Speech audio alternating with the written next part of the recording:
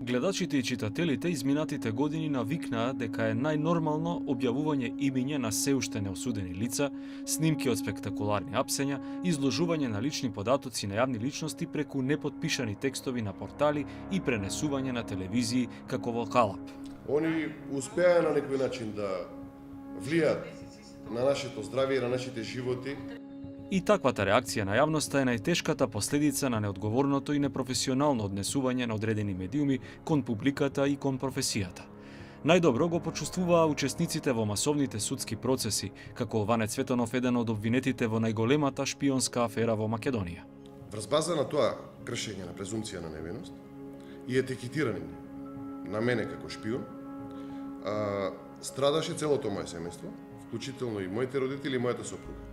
Медиумите ми имаа оцрнето на сите можни начини, а на крајот ми беше ускратено основното човеково право медиумите да ја пренесат пораката, односно да пренесат дел од мојата одбрана. Да биде шлаканицата за оваа медиумска практика посилна, на крајот поранешниот директор на управата за спречување перење пари добива ослободителна пресуда, но трагите, вели, ќе ги чувствува уште долго. Тоа беше толку потресно за најтесниот круг на семејството. Значи, луѓе бега од целото семејство. Луѓе бега затоа што медиумите мене ме има етикетирано како тежок велепредавник, шпиун, човек кој што работел против државата, кој бил вмешан во некои тешки матни работи и така натаму. Законот за заштита на личните податоци ги уредува сите правила на игра за обработка на кои било податоци, но наметнува и норми. Меѓу нив, правична обработка на личните податоци, односно обработка во согласност со закон или по претходно добиена согласност од оној на кого се однесуваат личните податоци. Новинарот треба да направи проценка на битноста на информацијата во однос на обемот на објавување на личните податоци и да постави баланс помеѓу слободата на информирање и правото на приватност. Треба да се замаглат ликови, регистарски таблички и други лични податоци на граѓаните, а тоа е задолжително за малолетни и болни лица.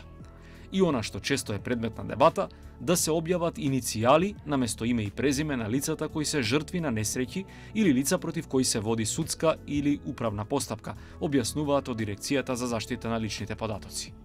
Она што е важно во секој случај како порака до било кој новинар или представник на медиумите, секогаш кога се врши објава на одредена сторија, пред да се донесе одлука што од аспект на лични податоци ќе биде објавено, да се направи така наречен баланс на или тест на штетност. Дали приказната која што се пласира во јавноста од аспект на јавниот интерес преовладува како содржина во однос на нешто што можеби како приватност се нарушува за оној кој што се однесува. Се објавуваат податоци за одредена личност, дури се објавува дека судијата кога ја одмерувал глобата, казната, се извинувам, за дали да биде 6-месечна казна затвор или една година казна затвор ефективна, ја ценела здравствената состојба на неговата сопруга и се пишува целото име на сопругата, вклучително и тоа дека била бремена. И се заборава целосно на приватноста на таа жена која што нема никаква врска со случајот за кој што се изнесува. За на крајот новинарот кој што пишува таа статија се потпише со иницијали. Што сакам да кажам, за него важи приватноста кој го пишува, а за тие со кои што го пишува, веројатно некаде попат се заборава или не се внимава доволно. И новинари беа жртви на лошата практика. Се почувствувавме малку разоткриени, да ни кажам. Новинарката Мери Јордановска беше меѓу оние јавни личности чии податоци за плати и хонорари лани пролетта беа објавени на портал, а потоа синхронизирано пренесени од неколку тогаш провладини телевизии. Фактот дека новинарите се јавни личности и јас се залагам за тоа да биде и транспарентно, па дури и ако ме прашат, јас дури ќе им одговорам колкава плата земам и со каков имот поседувам. Меѓутоа начинот на кој што беше ова направено без да се консултира втората страна и начинот на кој што беше презентирано оддаваше впечаток дека сакаат да не представат нас како предавници, како луѓе што земаат пари за да ја предадат државата. И тоа беше она што најмногу ме заболе во овој случај. Пишува порталот Нетпрес во продолжение на аферата дека така наречената шарена револуција всушност е дебело платен проект. Елена Стојановска, експерт од фондацијата Метаморфозис, вели дека ова е класична злоупотреба на личните податоци. Еве зошто.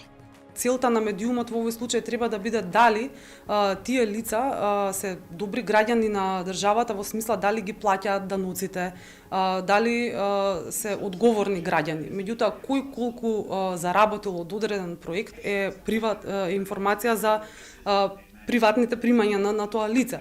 Обемот кој што беше објавен, нели беа име, презиме, висина на суми за кои што имено и не знаеме дали се точни, затоа што нормално за тоа и не беше објавен доказ.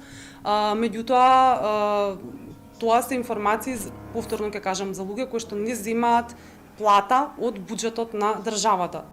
Не е само приватноста тука како прашање отворена, туку исто така со откривањето на тој тип на информации се откриваат информации за финансиското работење на медиумите, на невладините организации. Јордановска вели дека тогаш се обидела да се заштити преку објавување новинарски текстови и преку нив да открие кој треба да одговара.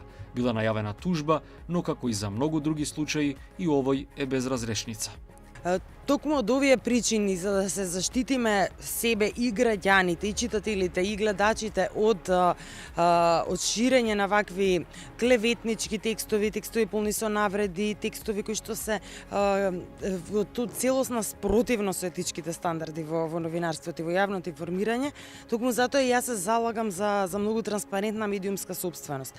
Секој граѓанин, затоа например јас и моите колеги ја направивме датабазата Медијапедија, во која што детално разобличивме секој кој се крие зад одреден портал, кој е сопственикот зад одреден портал, за граѓаните понатаму знаејќи го тоа да можат да одлучат на кого да веруваат. Цветанов има своја препорака како да не се повторат случаите од минатото. Се надевам дека институциите ќе ги кренат стандардите во делот на информирање.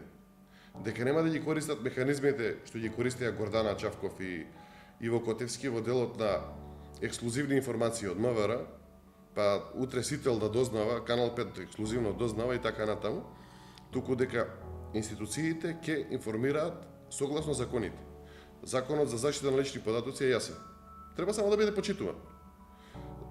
Законот за информации за пристап до информации од јавен карактер е јасен. Имаме редица закони преку кои е уреден начинот што смее да излезе во јавност, што не смее да биде излезено во јавност. Институциите треба да ги почитуваат законите, а новинарите да ја почитуваат својата етика. А законот за заштита на личните податоци предвидува глоба, но фиксната сума се чини досега не се покажа како добар коректор. Затоа ќе има и измена, според европската практика, во иднина ќе биде процент од годишниот финансиски обрт на медиумот. И би влегол во владена процедура да се донесе во текот на 2018 година. Иако досега биле, по моје субјективно ветување, можеби неефективни толку од аспект на висината на глобата, сега со тие 4% ако се стигнат, веројатно ќе бидат сериозни. И веројатно ќе треба да се размислува во тој контекст, но мојата филозофија како човек, па би рекол и да сите работиме во дирекцијава е. Дајте да се договориме во фазава на превенција додека не се случи белја, да се научиме едни со други како да бидеме подобри во секој сегмент, па и во сегментот со новинарите. До тогаш останува се да зависи од новинарската свест, која во случаите во кои жртви беа Цветанов и Јордановска воопшто ја нема.